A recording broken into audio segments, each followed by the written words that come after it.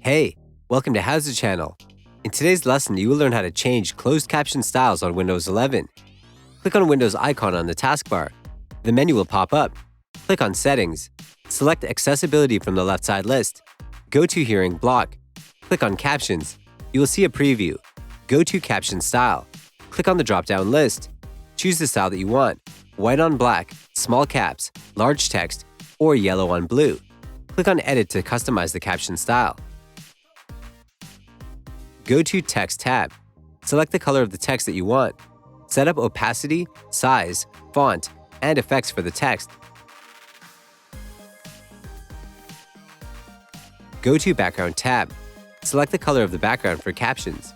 Click on Opacity and choose the opacity that you want from the list. You can also remove captions. Select Accessibility from the left side list. Go to Hearing Block. Click on Captions. Click on Caption Style. Click on Delete. That's it. Thanks for watching the video. Please like it and let us know if you used any of our tips and tricks. Subscribe to our channel. We upload new tutorials every day. See ya!